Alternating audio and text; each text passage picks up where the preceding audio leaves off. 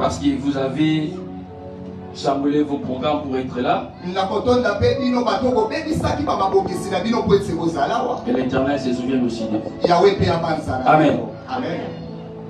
Nous allons partager ce matin sur un thème. La bénédiction. Amen. Amen. La bénédiction. La bénédiction. Ça nous arrive des fois quand quelqu'un nous dit que Dieu te bénisse. Les gens de personnes voient que des matériels. Mais j'aimerais te dire ce matin, le matériel c'est l'accompagnement de la bénédiction. Et ne pas avoir de matériel sans être béni. Amen. Amen. On peut avoir des matériels sans être béni. On peut aussi être béni sans matériel. Pourquoi je l'ai dit? Parce que j'ai constaté que la façon de voir la bénédiction de certains chrétiens, plutôt, ça nous pousse à croire qu'ils n'ont jamais compris la bénédiction.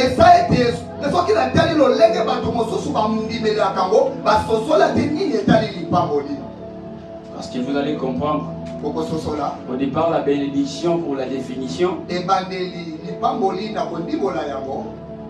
ceux qui ont beaucoup fait des études nous disent, c'est une grâce, une faveur accordée par Dieu. Mais en hébreu, cela veut dire barak. Le fait de recevoir quelque chose immérité.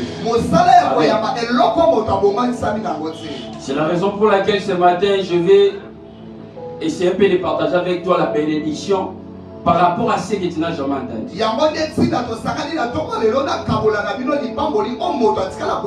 En dépit des serviteurs de Dieu qui sont là, que Dieu vous bénisse pour votre présence. En tout cas, je suis honoré ce matin. Nous allons lire Matthieu chapitre 6, verset 33.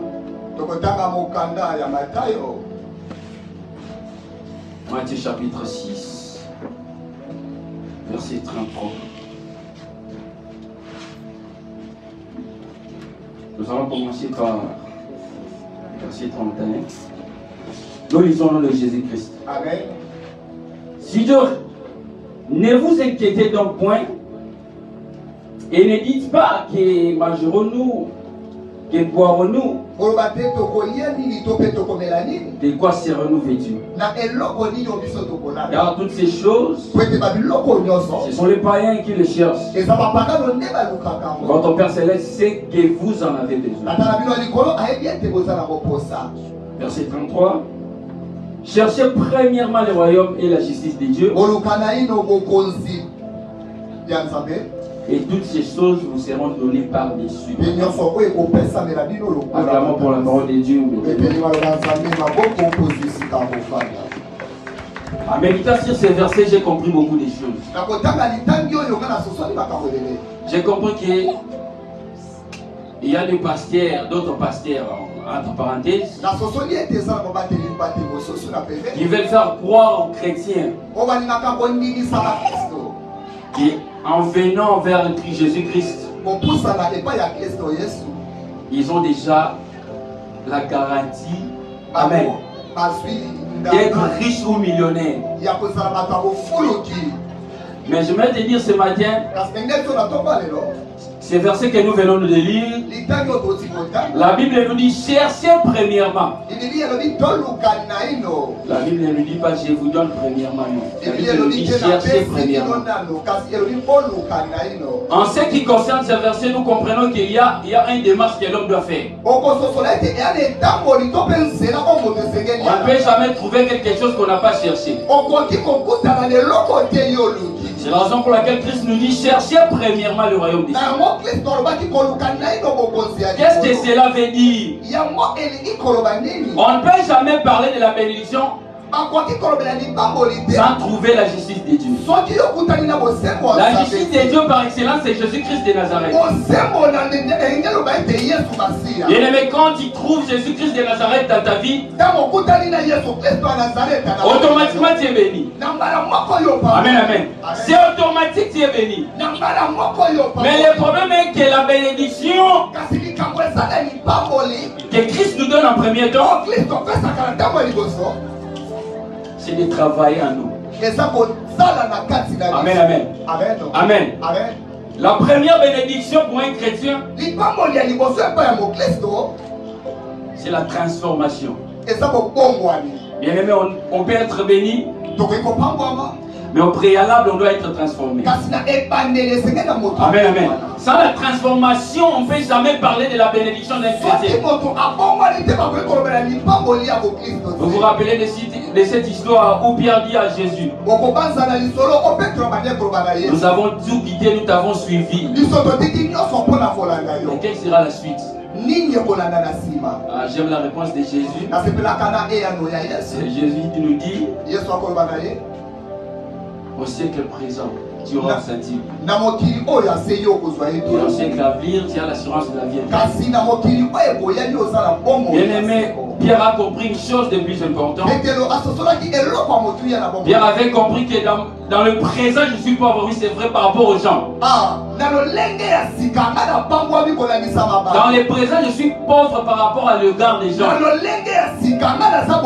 Mais en réalité, la personne qui maintient la bénédiction ne fait pas de moi pauvre.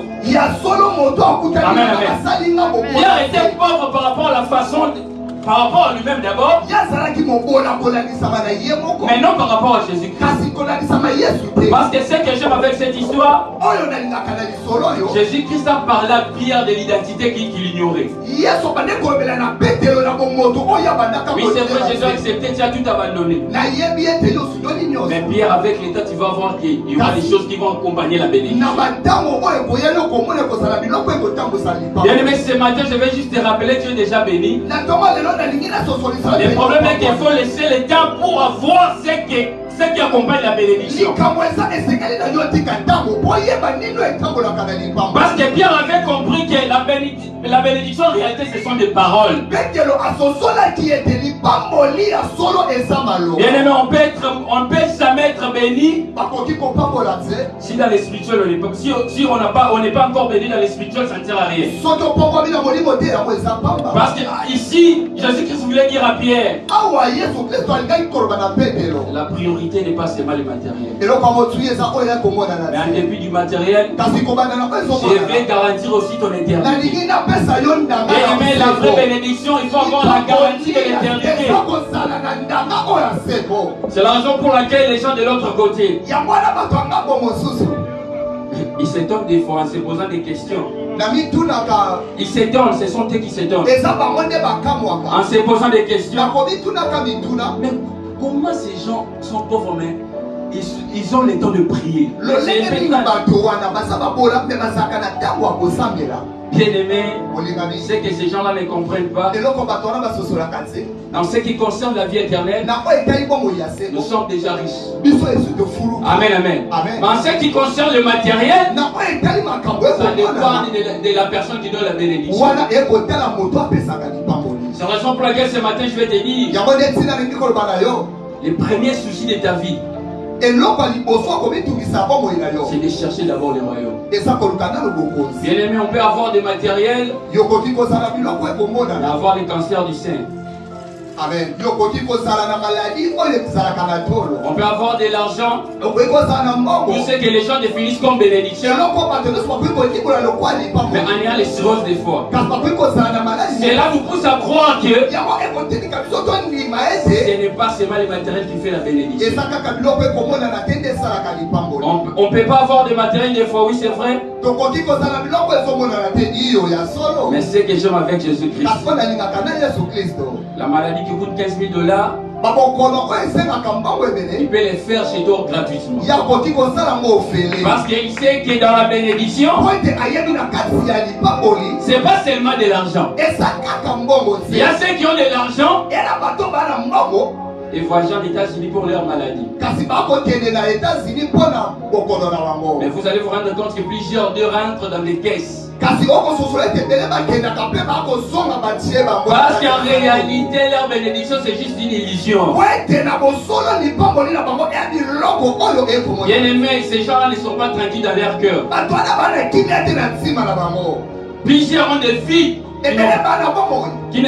Ont des vides. Des vides qui ne sont pas encore comblés. Mais ce que j'aime avec Jésus-Christ, on peut être pauvre, oui, c'est vrai par rapport aux gens, mais tranquille dans son esprit. Amen, amen. Parce que la bénédiction d'abord, c'est la seule chose qui donne la tranquillité dans l'esprit. Bien aimé, si tu as de l'argent, tu n'es pas tranquille dans ton esprit. Il faut regarder mieux ta vie. Tu vas constater que ce n'est pas la bénédiction. La Bible nous dit, c'est la bénédiction de l'Éternel. C'est la bénédiction de l'Éternel qui enrichit. Et elle ne se fait suivre d'aucun chagrin. Bien aimé, les chagrins que le monde définisse comme chagrin pour nous, c'est juste le parcours pour mieux gérer la bénédiction.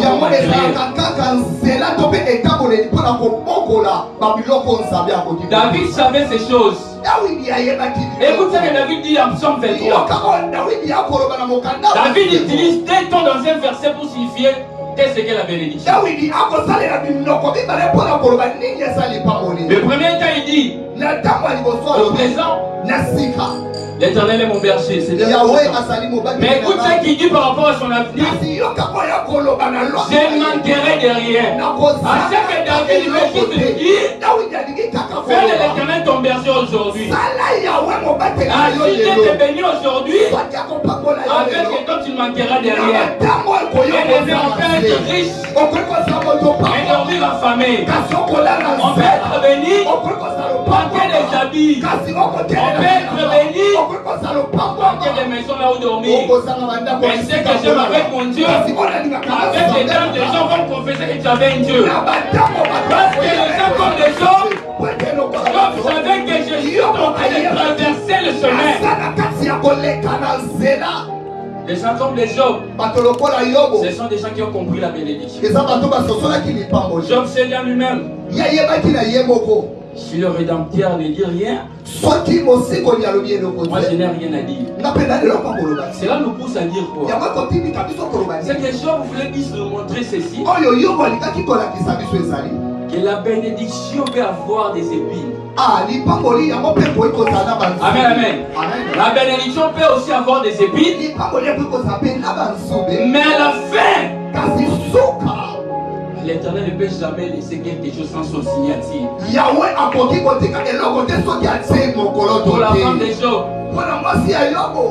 l'Éternel savait. Et Job, en dépit de Satan, ce que Satan est en train de faire, en dépit du bande à Satan, je voulais juste montrer à Job.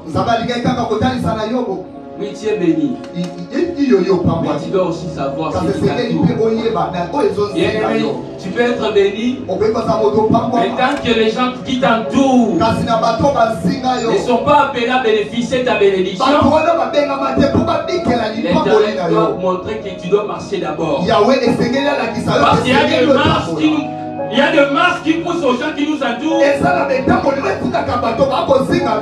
de rester quelque part. C'est la raison pour laquelle Abraham dit au serviteur, restez ici. Il y a des bénédictions qui demandent d'autres personnes d'être à côté.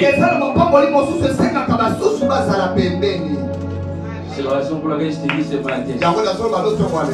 Oui, c'est vrai que tu manques. Mais des fois tu es malade. Des fois tu te poses la question comment je vais faire la rentrée scolaire. Mais je vais t'assurer ce matin, tu es déjà béni. Mais tu n'arrives pas à comprendre. Pourquoi tu n'arrives pas à comprendre? Parce que tu te plains beaucoup. Bien aimé, quelqu'un qui est conscient que je suis béni,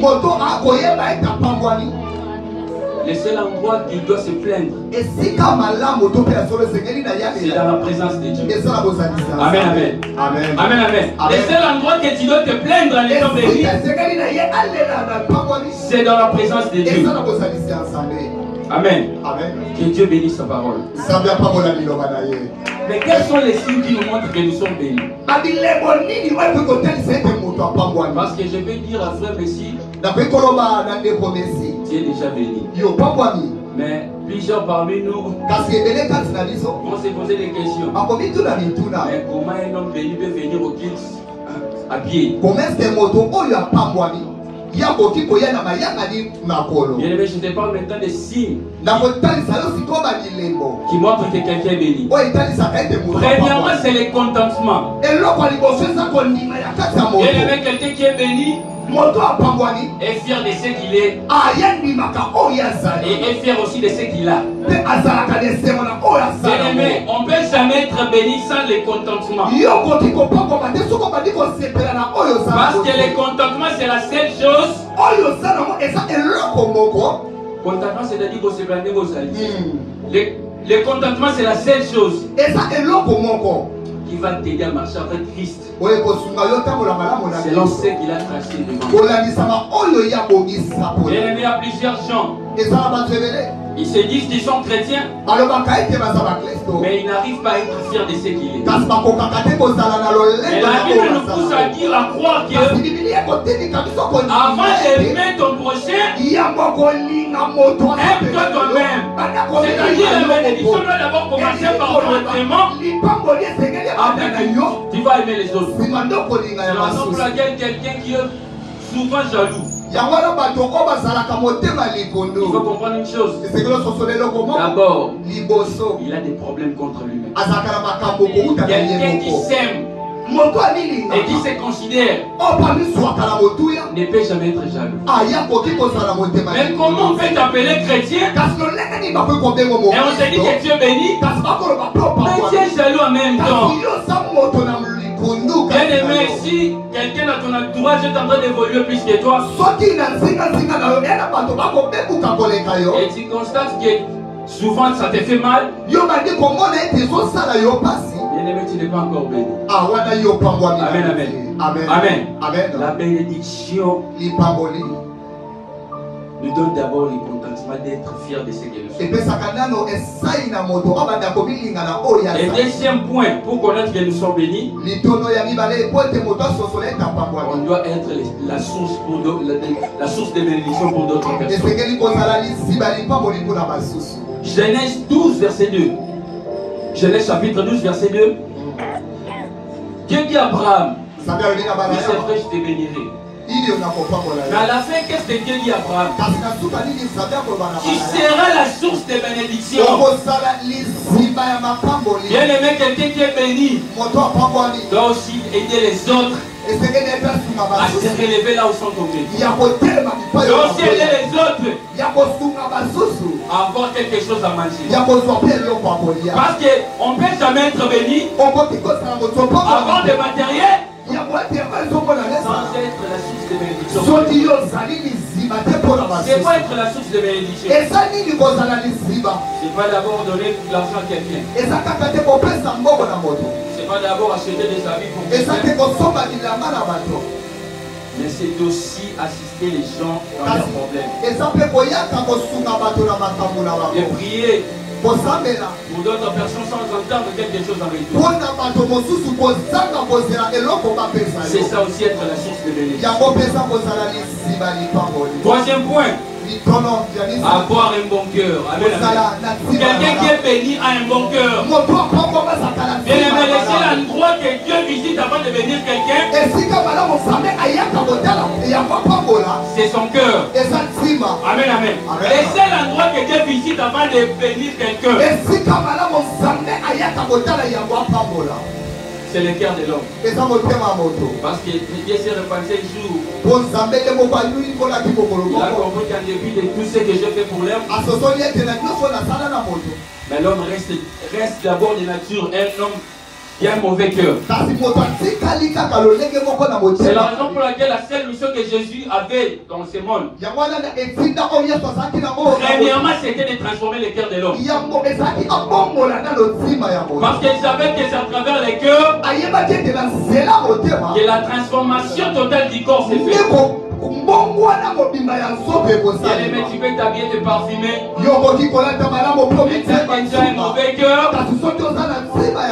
Si est maudit, tu n'es pas béni. Amen, amen. Les frères s'habillent devant l'Éternel. C'est avoir un bon cœur. Parce qu'il y a un début de tout ce qu'on dit, moi j'adore Dieu, je prie. À l'adoration, Dieu voit ton cœur. C'est la raison pour laquelle il y a plusieurs des chrétiens. Si tu entres dans leur parcelle, j'essaie de l'appeler c'est. Tu vas lui créer des problèmes. Parce que les gens vont se poser des questions. Mais est-ce qu'elle réellement le sait? Bien aimé, quelqu'un qui a un bon cœur peut évangéliser là où les évangélistes ont échoué. Je me répète, quelqu'un qui a un bon cœur peut évangéliser là où les évangélistes sont échoués. Parce que sa façon de faire les choses et sa façon de vivre avec les autres vont ramener ces gens-là à son Dieu. Bien aimé, avant de dire que tu aimes Dieu, avant d'attendre d'abord la bénédiction, tu es aussi appelé à travailler ton cœur. Vous allez lire Colossiens chapitre 3 verset 23 par rapport à ce qui concerne le cœur. Et quatrième point, pour savoir que tu es béni. Et quatrième point, c'est la compassion. Amen, amen. La Bible nous dit tel qu'il est, tel que nous sommes. Si Jésus est compatissant, on doit aussi l'être. Il dit, j'étais dans une prison, vous n'êtes pas venu. J'étais malade, vous ne m'avez pas rendu visite. Cela me pousse à croire que un homme béni, premièrement, doit avoir la compassion des autres. Pourquoi je l'ai dit? Parce qu'il y a plusieurs des chrétiens qui s'appellent chrétiens, mais il est fier quand les autres souffrent. Il se sent joyeux quand il est supérieur par rapport aux autres. Ça nous fait plaisir qu'on dise qu'il s'habille mieux plus que les autres. Ces gens des chrétiens n'arrivent pas à se poser des questions. Mais comment pourrais-je aussi assister des gens qui n'ont pas d'habits? Bien aimé, nous vivons dans une génération où les gens veulent la gloire personnelle et ont du mal de voir aussi la gloire des autres.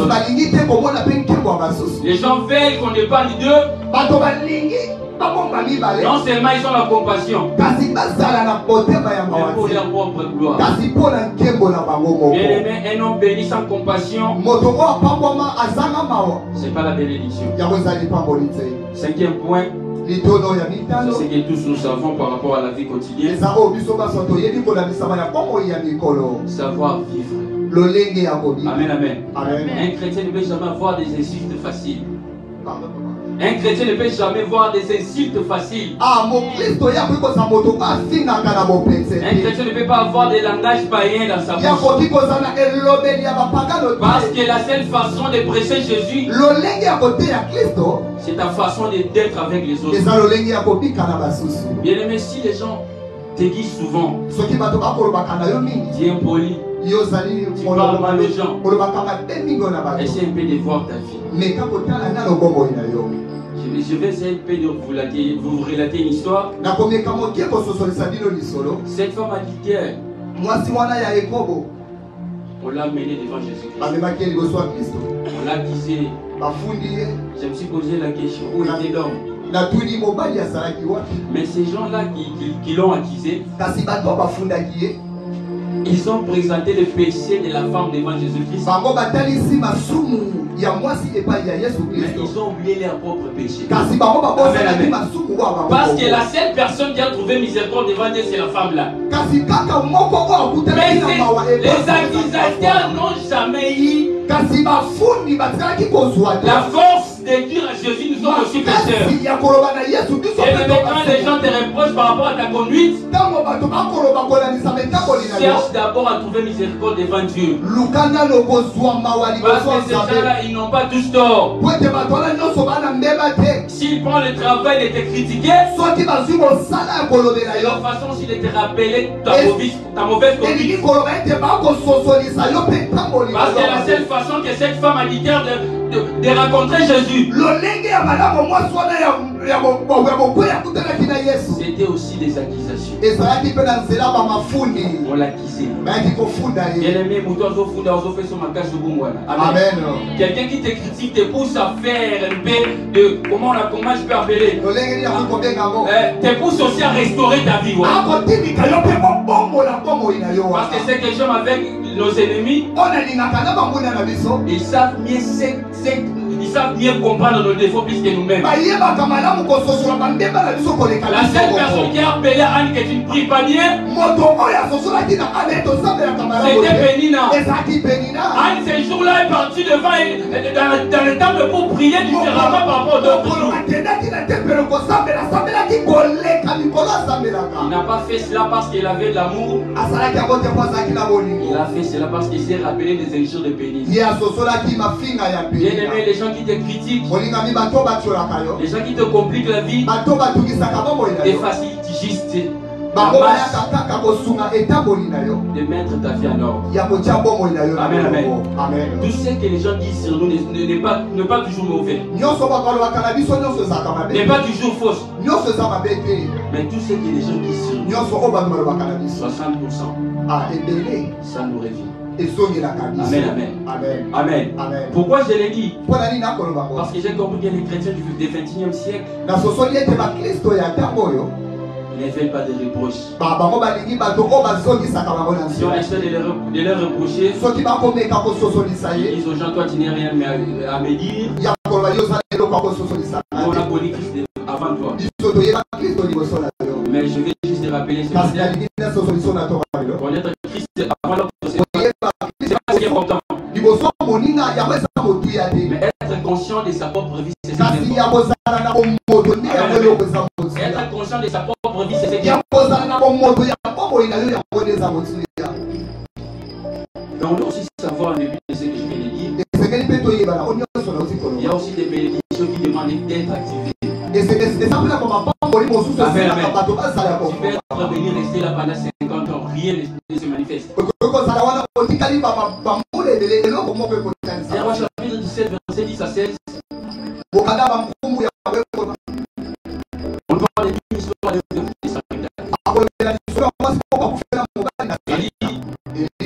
Il servait de vérité. Il a une femme de manger aujourd'hui. Ce qu'il a fait, n'a pas donné à Élie de donner la femme. Élie s'est dit à lui-même, ça n'importe qui moi. C'est moi qui dois choisir la femme qui doit bénéficier de la bénédiction qui est chez moi. Parce que Élie, c'est le symbole du Saint-Esprit.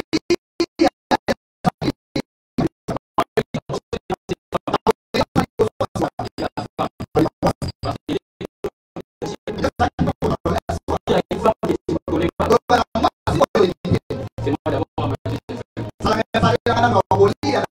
si c'était moi, j'allais me dire quoi? Les pasteurs sont venus seulement des bateaux. C'est ce que les gens disent. Mais les bateaux a commencé bien vite. Ce n'est pas un rendez-vous. C'était l'improvisation. C'était une histoire d'improvisation comme ça.